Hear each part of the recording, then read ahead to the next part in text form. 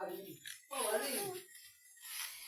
ang sakit ng ulo ko, tatawagin si Mama. Oh, Mama. A-absent muna sa ako kasi ang sakit ng ulo ko at may lagnat po ako. Abay, sige, sasabihan ko muna ang teacher. Kailan ka papapa? Lunes po. Oh, thank you po, Mama. Pagsabihan mo na si Mama. Higa po na ako. Ay, hindi na lang yan. Sabihan ko nga muna ang ma'am niya. Ma'am, nandyan po ba kayo? Oh, nandyan po pala kayo. Ano po? Bakit? Asan po ba si Cleo? May sasabihin lang po sana akong importante sa'yo, ma'am. Na-absent po muna ang anak ko kasi masakit daw po ang ulo niya. At may lagnat po siya. Naghiga po siya sa bahay. Ha? Kawawa naman si Cleo. May lagnat pala siya. Sige, kailan ba siya papasok? Ngayong Lunes po, ma'am. Baka makapasok na po siya. Pasensya na po kayo. Sige, okay lang po.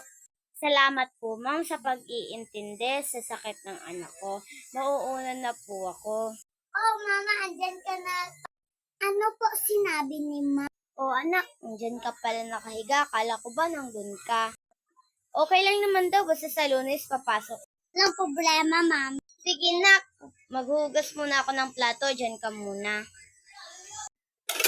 Ay, salamat. Tapos na ako naghugas ng plato.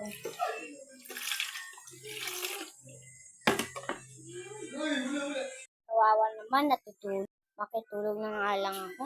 Pagod na ako.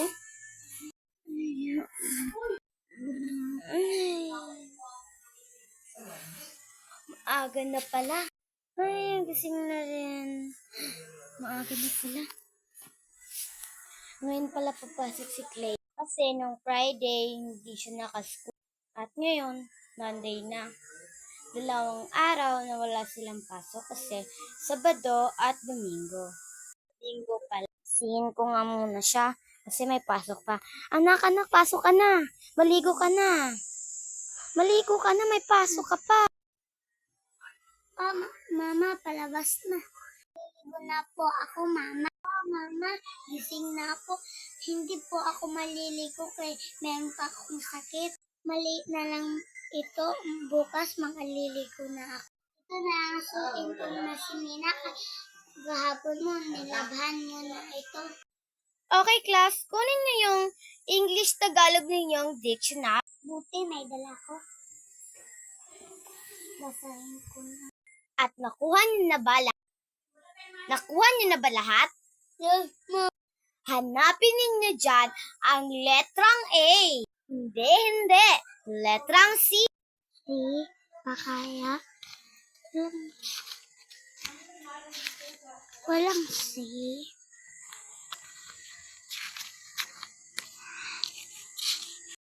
Ano, sabi pa ako?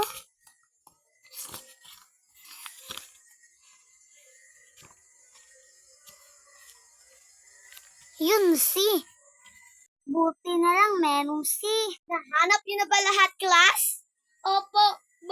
Hanapin ninyo ang crab driver sa letrang C dyan. Ay, saan ito? Ayun, nakita ko. At basahin ninyo kung ano ang nakalagay sa crab driver. At sabay-sabay kayong lahat. One home driver, a cab, taxi driver. Oh, very good, Cleo. Ikaw ang isang nakasagot at ikaw ang unang-una nakapagsabi niyan. Dahil ikaw ang una, may plus 10 ka sa akin. Huwag na lang yung 20 kasi masyadong malaki.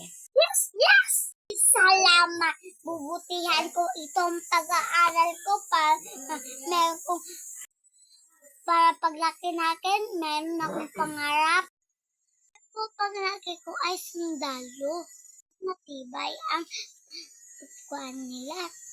Bong! Okay, class, dahil tapos na tayo sa lahat ng ating mga lesson at tapos na rin kayo mag-recess, ngayon, uwi ang gustong umuwi. At babalik mamayang hapon kasi may klase pa tayo. Good. Uwi ko kasi wala kong daan ng baon. Ay, salamat. salamat, dating na ako. At dito, magtatapos ang aming content. Goodbye! Thank you for watching! At dyan na tatapos aming content by watching.